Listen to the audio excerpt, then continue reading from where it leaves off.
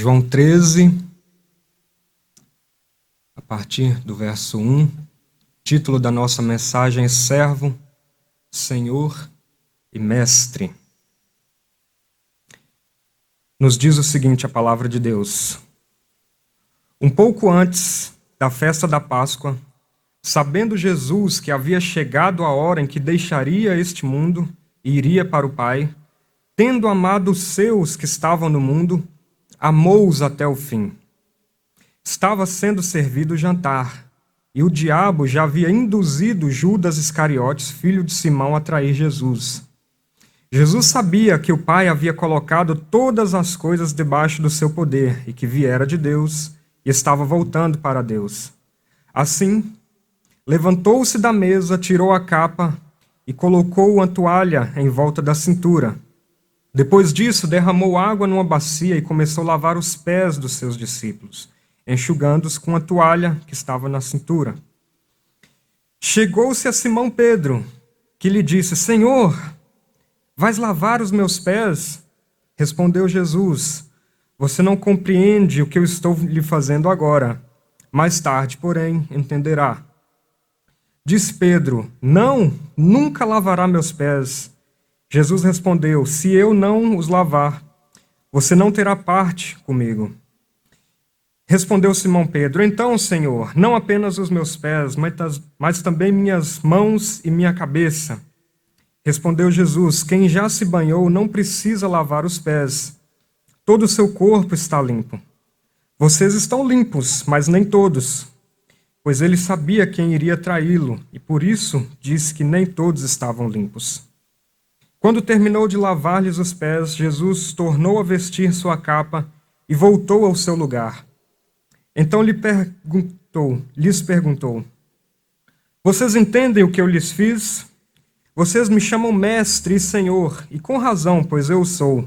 Pois bem, se eu, sendo mestre e senhor de vocês, lavei-lhes os pés, vocês também devem lavar os pés uns dos outros. Eu dei-lhes o exemplo para que vocês façam como lhes fiz. Digo-lhes verdadeiramente que nenhum escravo é maior do que seu senhor, como também nenhum mensageiro é maior do que aquele que o enviou. Agora que vocês sabem essas coisas, felizes serão se as praticarem. Meus irmãos, é muito comum encontrar em nossa cultura entendimentos equivocados sobre a identidade de Jesus. Alguns o reduzem a um bom homem que praticou boas obras em favor de algumas pessoas. Outros o consideram um mestre religioso com alguns ensinamentos morais positivos. E outros ainda o reduzem a um mártir que morreu em nome de uma causa muito nobre. Mas eu quero dizer a vocês que nenhuma dessas caricaturas corresponde à identidade do Deus bíblico e do Filho de Deus encarnado, apresentado nas Escrituras Sagradas. O Evangelho nos revela que Cristo é o Filho de Deus que veio nos reconciliar com o Pai. E nesse texto de João 13, que nós acabamos de ler, há aqui a revelação de um outro aspecto da identidade de Jesus, muito importante também para que a sua igreja compreenda. E é exatamente esse aspecto de que Cristo é Senhor, servo e mestre, ou servo, Senhor e mestre, como é o título da nossa mensagem. E eu queria analisar alguns princípios importantes da palavra de Deus à luz desse texto. É um texto relativamente longo, nós vamos dar ênfase a algumas partes específicas, porque isso diz respeito não somente aos seus discípulos ali, mas diz respeito também a nós, de como nós podemos vivenciar o Evangelho dentro da igreja e fora da igreja também, a partir do exemplo deixado por Cristo. Bem, os estudiosos geralmente dividem o Evangelho de João em dois grandes blocos. O primeiro grande bloco é chamado de Livro dos Sinais, onde Jesus realiza 7 milagres. Ele realiza muitos outros milagres, na verdade, mas João, por um propósito que ele tinha de revelar a identidade de Cristo por meio desses milagres, seleciona os 7 e os registra para a nossa instrução. Então, o primeiro é chamado de Livro dos Sinais, vai do capítulo 1 até o capítulo 12. O segundo grande bloco do Evangelho de João é chamado de Livro da Paixão, dos versos 13, do capítulo 13, melhor dizendo, até o capítulo 20, onde tudo o que ocorre ali, de certa forma, culmina até a cruz e a ressurreição. E há um epílogo, um desfecho, no capítulo 21 do Evangelho de João. Na primeira parte, que vai do capítulo 1 ao 12, Jesus realiza diversos atos que são públicos, são para as pessoas de uma forma geral. E aqui, a partir do capítulo 13, ele passa então a se concentrar com foco nos seus discípulos. Existe um tom de proximidade, de intimidade diferente dos capítulos anteriores. Momentos antes desse texto que nós acabamos de ler, Jesus tinha aparecido de forma pública e para um público muito diversificado e amplo. Ele é ungido em Betânia, no capítulo 11, dos versos 55 em diante.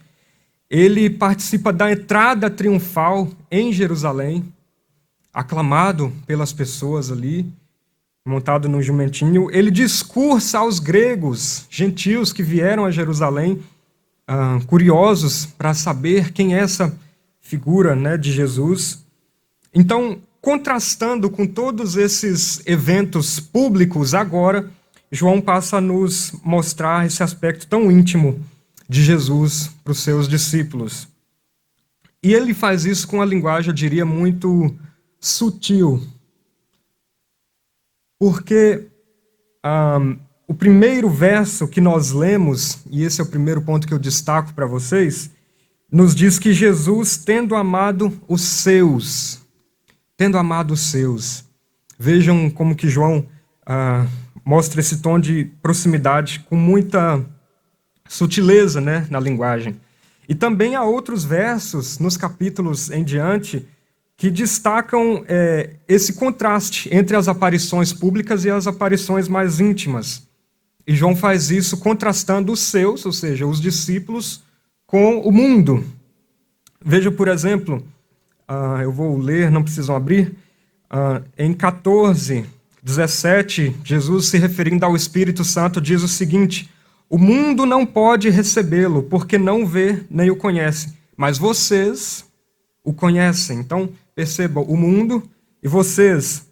Sobre a paz que Jesus deixa, ele diz o seguinte: deixo-lhes a minha paz lhes dou, não a dou como o mundo a dá. Então, um contraste entre a paz de Jesus e a paz do mundo.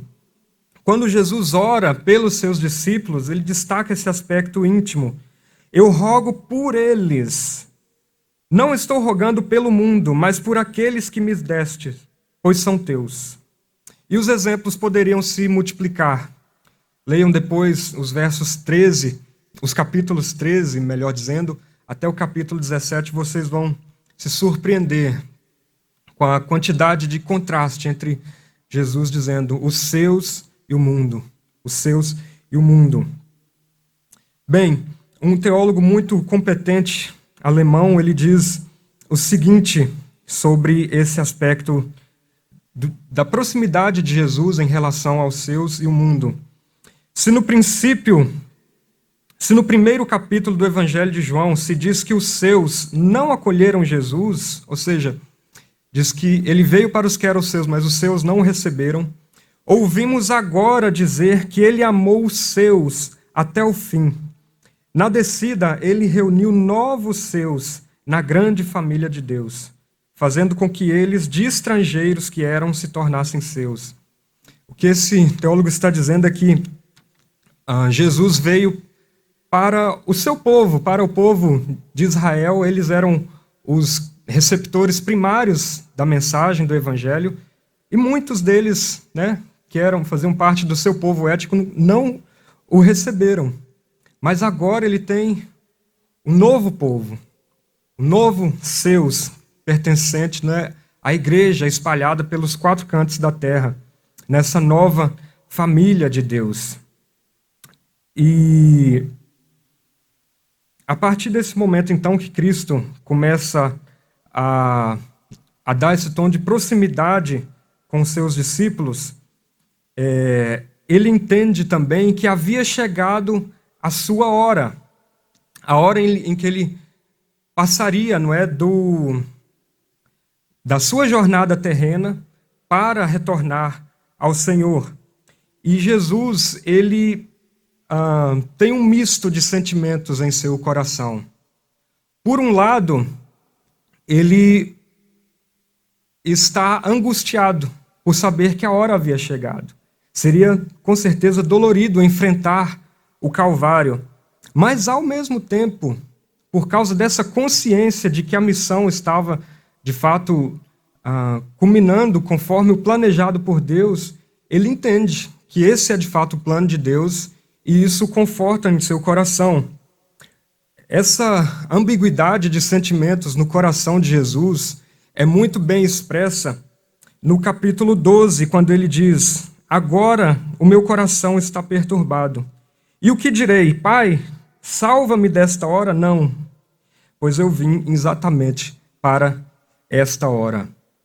Por que eu destaco essa questão da hora de Jesus? Porque o verso 1 também, do texto que nós lemos, inicia dizendo isso, né? Depois da festa da Páscoa, um pouco antes da festa da Páscoa, melhor dizendo, ele entendeu que havia chegado a hora.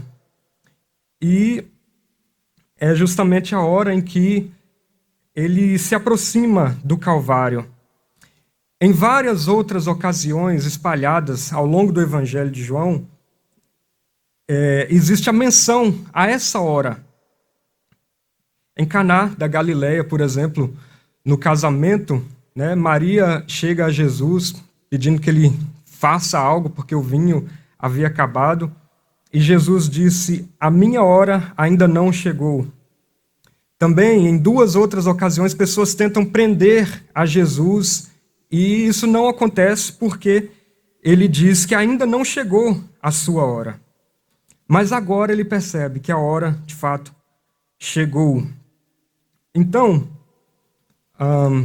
à luz de tudo isso que nós temos percebido aqui, desse tom tão íntimo do Evangelho e de Jesus para com seus discípulos, eu queria destacar um primeiro ponto para vocês sobre a identidade de Jesus apresentada nesse texto. Jesus é, portanto, então, um Senhor que serve. Jesus é um Senhor que serve. É curioso, meus irmãos, que nesse mundo dos executivos, de homens poderosos, homens influentes, que as suas decisões influenciam a tantas pessoas, cada vez mais as pessoas têm percebido que, de fato, o líder que é influente, que é capaz de arrastar as pessoas, é aquele que serve. É aquele que influencia pelo seu bom exemplo. E muitos deles até mesmo estudam o estilo de liderança de Jesus para aplicar no seu dia a dia. Então, o chefe, o patrão, é aquele que tem coragem de catar um papel no chão, de realizar uma tarefa mais simples, que cumprimenta e que trata com respeito os funcionários mais humildes. Essa atitude respeitosa, amorosa, é uma atitude de servo e que o nosso Senhor Jesus nos ensinou. O Evangelho de João, ele é carregado de fortes aspectos simbólicos. E as palavras não são lançadas ao vento de uma forma frívola. Então, aqui no verso 4, quando João diz que Jesus ele tira a sua capa ou o seu manto, coloca no lugar da capa uma toalha na cintura e começa a lavar os pés dos discípulos, o que está em jogo é a impressionante mensagem de que Cristo é um Rei e Senhor e que apesar de ser rei e senhor, ele tira as suas vestes reais e se rebaixa, se humilha, assumindo a função de um escravo. Tendo terminado de fazer isso, depois de lavar os pés dos discípulos, ele retorna à sua posição em que estava, não é? De rei e senhor, e veste novamente as suas vestes reais. Então, o que está em jogo aqui, meus irmãos, é esse drama do Evangelho, em que a Trindade Santa, na eternidade, entendeu que precisava um dia trazer o Filho de Deus ao mundo para se encarnar, ser humilhado, desprezado pelos homens, morto na cruz, mas ao terceiro dia ele ressuscitaria gloriosamente e viria então iria retornar para a direita de Deus, de onde ele reina hoje, e de onde um dia também virá para julgar os vivos e os mortos. Então, meus irmãos, Cristo é o Senhor e Rei de todo o universo, e apesar disso, ele se rebaixa à humilhação, ele se submete à posição de um servo para lavar os pés dos seus discípulos. E a primeira aplicação imediata aqui para nós é que nós também devemos ter uma visão apropriada de nós mesmos e entender que também fomos chamados para servir. Se Jesus, que é o grande Rei do universo, se apresenta como alguém disposto a servir nas funções mais humilhantes, nós também, como seus servos, devemos aprender a servir com humildade e com alegria. E por que isso é importante?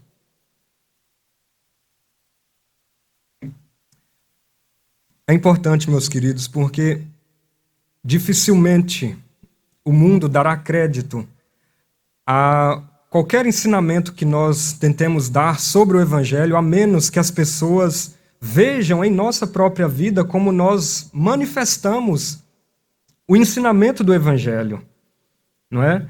O próprio Jesus, ele disse que o Filho do Homem não veio para ser servido, mas para servir e dar a sua vida em resgate de muitos. Então nós também precisamos aprender sobre isso e dar testemunho de que o Evangelho já fez algo em nossos corações. Tiago diz que a nossa fé sem as obras está morta. Então, de fato, nós precisamos dar bom testemunho, demonstrar às pessoas à nossa volta como o Evangelho nos tornou pessoas mais humildes, mais servas, menos arrogantes, não é mesmo? E isso se aplica em como nós lidamos com as pessoas em nossa casa, no lar, no casamento e mesmo na vida da igreja também. Não é?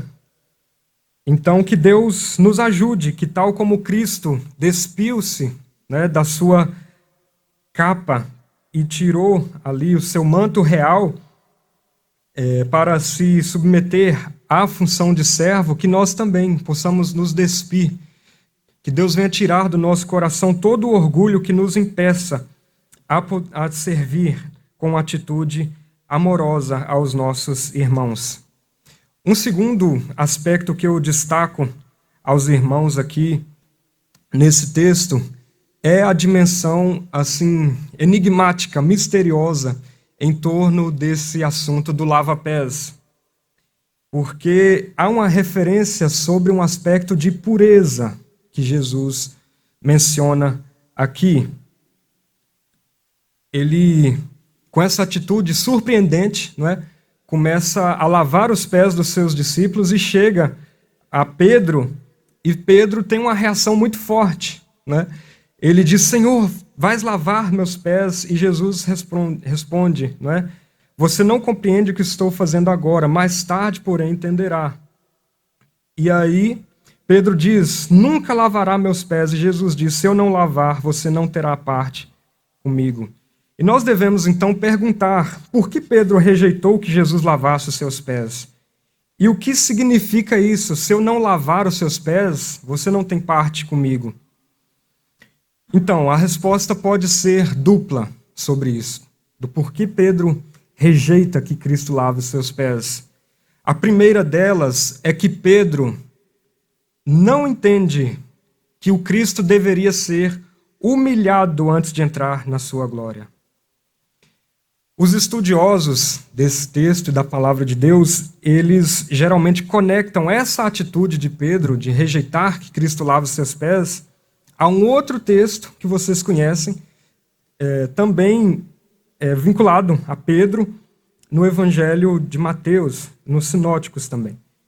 Quando Jesus começa a explicar aos seus discípulos da necessidade de ser humilhado e de passar pela cruz e sofrimento em seu caminho messiânico. E Pedro, de repente, numa atitude explosiva, como ele era, né? Pedro era muito ação-reação, ele diz a Jesus: nunca, Senhor, isso nunca te acontecerá. Ou seja, Pedro não consegue conceber que o Messias, o Filho de Deus, libertador de Israel, precisa passar pelo caminho da humilhação antes de ir para a cruz. Na cabeça dele, o reino de Deus talvez devesse ser instaurado pela força, pelo poder, pela luta, pela grandiosidade humana. Mas Cristo nos mostra que o caminho do Evangelho é que ele vai vencer a morte morrendo.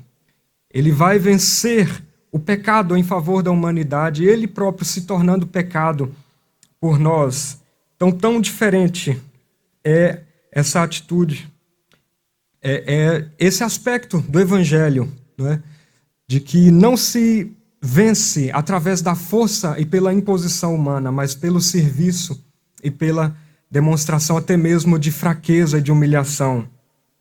Um teólogo, comentando sobre isso, diz o seguinte: agora, a partir da mesma perspectiva, Pedro diz: jamais lavará meus pés. É a objeção a Jesus que atravessa toda a história. Tu és o vencedor, tu detens o poder, o teu abaixamento, a tua humildade são inadmissíveis. E Jesus sempre ajuda-nos a compreender que de novo o poder de Deus é diverso, e é por meio do sofrimento que o Messias deve entrar na sua glória. Então, essa é a razão por que Pedro rejeita que Cristo lave os seus pés, porque era de fato uma situação constrangedora ver seu mestre fazendo aquilo. E a segunda razão por que Pedro rejeita isso é porque ele não entendeu a realidade simbólica por trás desse ato de Jesus. Eu digo de novo aos irmãos, os nossos olhos precisam ser treinados para entender os símbolos por trás do Evangelho de João. Ao longo do livro de João, eu quero mostrar alguns exemplos para vocês aqui rapidamente.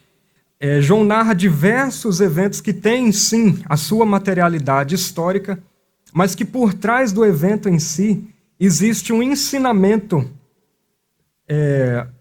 que transcende o evento.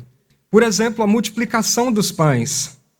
Jesus, de fato, multiplicou pães e peixes para a multidão, mas há um significado nesse ato. E qual é? João nos explica, e ele registra as palavras de Jesus quando ele diz que Cristo é o pão vivo que desceu dos céus. Então percebam, existe o acontecimento literal, mas existe um ensinamento em torno desse acontecimento. Também quando Jesus conversa com a mulher samaritana, e a mulher diz que necessitava de água, ela estava ali para isso, para pegar água no poço. Jesus também aponta para a água como um símbolo. Ele diz: quem beber da água que eu der, tornará nela uma fonte para a vida eterna. Mais adiante, Jesus diz também sobre a água: se alguém tem sede, venha a mim e beba, porque ele é a verdadeira água viva, não é, que mata a nossa sede espiritual. Jesus cura um cego dentro do Evangelho de João, no capítulo 9. Mas existe também um aspecto simbólico sobre isso, quando ele alerta no final da passagem sobre um perigo da cegueira espiritual. Não é? Jesus ressuscita Lázaro dentre os mortos, já havia 3 dias que ele estava morto. Mas também existe um ensinamento de que Cristo tem o domínio sobre a vida e sobre a morte. Então ele diz: eu sou a ressurreição e a vida. Todos esses eventos históricos registrados por João têm a intenção de ensinar, não é, algo sobre Jesus. Então Pedro rejeita que Cristo lave os seus pés, pensando meramente no fenômeno físico envolvido. Mas havia muito mais do que isso. Era muito mais do que uma limpeza externa. E que tipo de limpeza é essa? É a limpeza do nosso coração. É a purificação dos nossos pecados. Isso é um prelúdio do que aconteceria na cruz mais adiante, onde Cristo derramaria o seu sangue precioso para lavar e purificar os seus dos seus pecados e de toda a injustiça. Então, era muito mais do que um exemplo também de humildade, era uma antecipação do que Cristo faria, que ele nos purifica com o seu sangue. A palavra de Deus nos diz que nós fomos comprados por um alto preço, não de ouro e nem prata, mas do precioso sangue de Jesus, que nos purifica de toda a injustiça.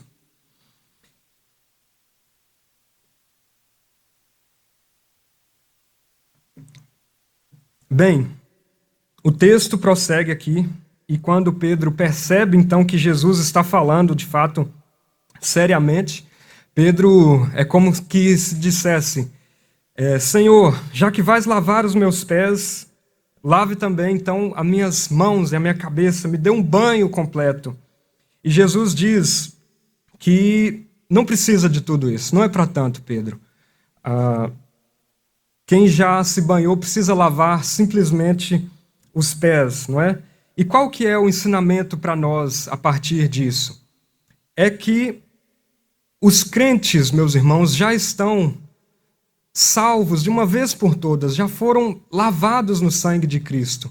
Mas, infelizmente, porque nós ainda estamos no mundo, porque a nossa caminhada ainda é marcada por tropeços e pecados constantemente, nós precisamos retornar a Deus para ter os nossos pés lavados por Ele. Voltar ao Senhor com o coração contrito e quebrantado, pedindo que Ele nos purifique das nossas faltas. Nós somos, infelizmente, maculados com a poeira do pecado em nossos pés. E por isso, devemos confessar ao Senhor e pedir o seu perdão. O Pai Nosso, que é uma espécie de modelo de oração para que os crentes tenham, né? Jesus diz: perdoa as nossas dívidas, não nos deixes cair em tentação, não é? Então, isso é o que nós constantemente devemos fazer, pedindo a Deus o seu perdão, porque, infelizmente, na nossa caminhada nós ainda temos que conviver com o pecado. E a terceira e última parte desse texto, Jesus, então, depois de ter lavado os pés dos discípulos, ele retorna para onde estava e ele pergunta: vocês entendem o que eu lhes fiz? Não é? E aqui, então, Jesus agora, ele quer ser servo, ele quer senhor, ele agora passa a ser mestre. E como um bom mestre, como todo bom professor, depois de ter explicado algo, depois de ter exemplificado o seu ensino, ele depois passa a perguntar: vocês entenderam? E, naturalmente, isso também se estende a nós hoje. Será que entendemos a grandiosidade do que Cristo fez? E se entendemos que meios nós temos para praticar esse ensino em nossas vidas? Porque ele termina dizendo: agora que vocês sabem essas coisas, felizes serão se as praticarem. Então, não se trata só de compreender, mas de compreender e praticar. E aqui cabe uma ressalva, não é? Não existe uma sugestão de Cristo aqui de que nós venhamos a reproduzir literalmente o que ele fez, uma espécie de rito, né? Que nós lavemos os pés uns dos outros. Não é isso o que o texto quer nos dizer, mas o que está em jogo é essa atitude humilde, não é, de Jesus para com seus discípulos e que também deve ser a nossa para com os nossos irmãos. E diante disso, então, meus queridos, eu queria partir para algumas aplicações para nós. Em primeiro lugar, a motivação do nosso serviço deve ser o amor. Essa é a primeira e talvez a mais importante aplicação. Primeiramente, amor a Deus e depois um amor que se estende às pessoas à nossa volta. Tanto é que o começo do texto Jesus diz, tendo amado os seus, amou-os até o fim. Né? Lá no final desse capítulo, Jesus diz que deixa um novo mandamento. Como eu lhes amei, também vocês devem amar uns aos outros.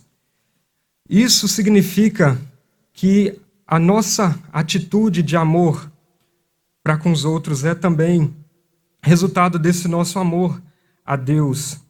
Se importar com alguém, fazer uma surpresa, dar presentes, ouvir as dores, acolher, cuidar, investir tempo, todas essas são derivações de uma profunda afeição que nós devemos sentir e praticar. E a palavra nos instrui que isso deve também se manifestar no ambiente da igreja. Paulo diz em Gálatas 6,10, porquanto enquanto temos oportunidade, façamos o bem a todos, especialmente aos da família da fé. Essa é então a primeira aplicação para nós, que a motivação deve ser o amor. Se nós não tivermos amor, nós vamos facilmente perder a paciência, vamos facilmente ser dominados pelo orgulho, pela arrogância, pelo sentimento de superioridade, e não vamos ter condições de servir. A segunda aplicação, jamais se esqueça da sua identidade de servo. Se Jesus foi capaz de se submeter a essa humilhação lavando os pés, também nós devemos entender que fomos chamados para servir. Por isso que não haja em nossa igreja um espírito crítico, contencioso, ávido por condenar, mas que nos ajudemos mutuamente, consolando, fortalecendo, encorajando, contribuindo de alguma maneira para o aperfeiçoamento uns dos outros. A terceira aplicação, entenda que você pode servir apesar das suas fraquezas. E isso é muito nítido para nós, porque Pedro aparece nessa passagem. E Pedro, de fato, era alguém com muitas fraquezas. Mas apesar disso, Deus o usou profundamente e poderosamente na evangelização e no crescimento do reino. Basta ler o livro de Atos. A sua primeira pregação, mais de 2.000 pessoas se convertem. Então, Pedro era alguém com muitas fraquezas, e nós também somos pessoas com muitas fraquezas. E é bom que assim seja, para que nós entendamos que quando Deus nos usa para algo, Ele nos usa apesar de nós, e não por causa daquilo que nós somos.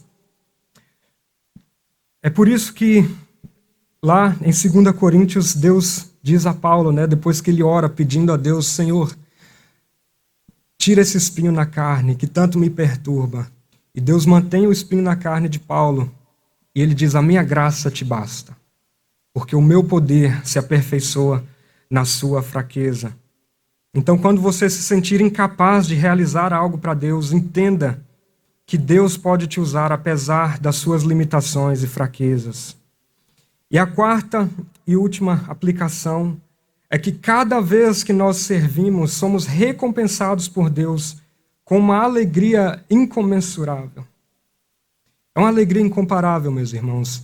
Se nós olharmos para pessoas que estão servindo na igreja ou em alguma outra área que tem esse espírito de servo, nós percebemos que essas pessoas são pessoas alegres, são pessoas dispostas, são pessoas que, apesar das dificuldades da vida, não se deixam abater, porque estão de fato realizando algo que Cristo ensinou.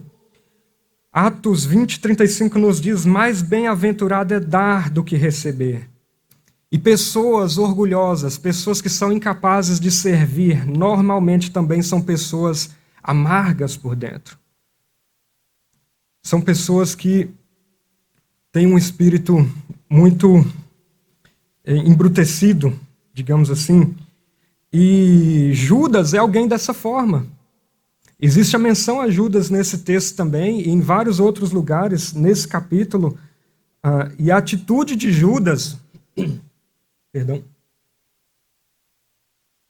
é contrastada com essa atitude de Jesus. Enquanto Jesus ele se humilha, não é? E se prepara para a cruz, Judas se prepara para trair Jesus.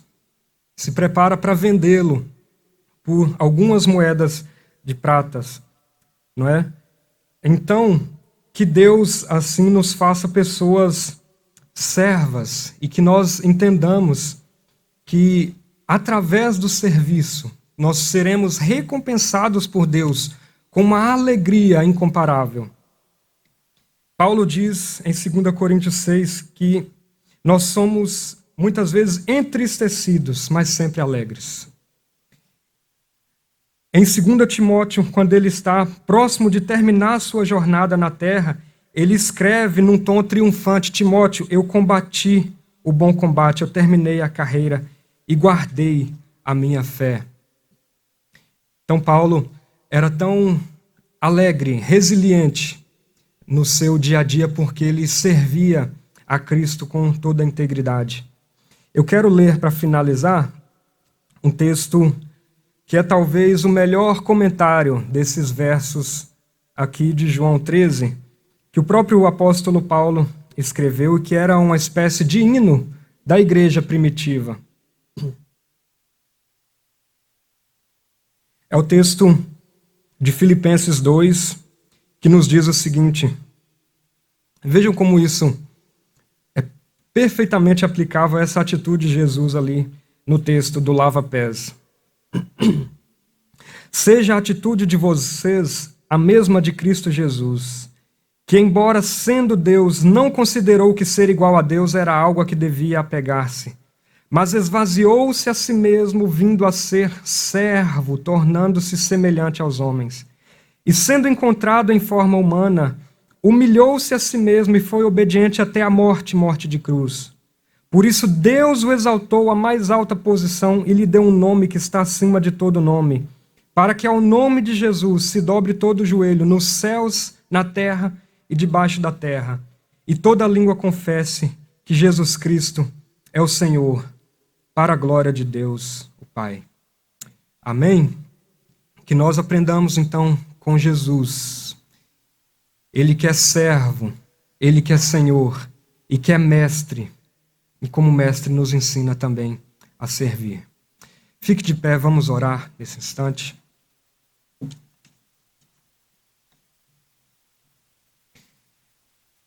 Ó Deus, te louvamos pela Tua palavra. Te louvamos, Senhor, pela atitude de Cristo. Que o Senhor nos ajude, ó Deus, a também ter esse espírito dócil, Senhor, disposto a servir com amor, meu Deus, com generosidade, com graça àqueles que estão próximos de nós. Quebranta, meu Deus, o nosso coração. Nos faz, meu Deus, nos despirmos de todo o orgulho, Senhor, para que possamos te servir. Temos muitas fraquezas, Senhor, e limitações, como também Pedro, o teu servo, tinha. Mas que não deixemos, Senhor, de ser pessoas dispostas a servir por causa dessas fraquezas, porque o Senhor é capaz de nos usar, apesar de nós. Assim oramos, que o Senhor complete essa palavra no coração de cada um, em nome de Jesus. Amém. Tudo que tens feito, por tudo que vais fazer, por tuas promessas e tudo que és, eu quero te agradecer com todo o meu ser.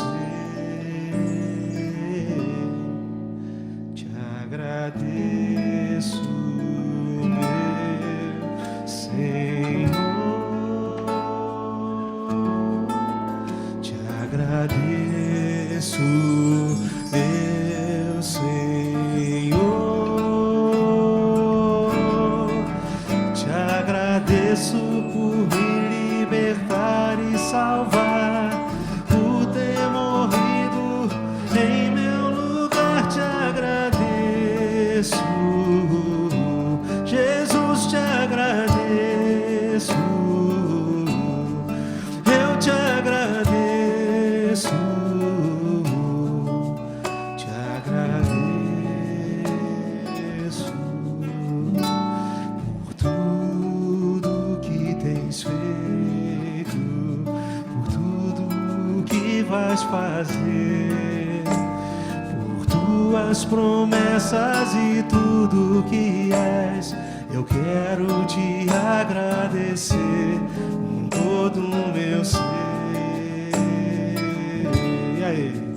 Te agradeço,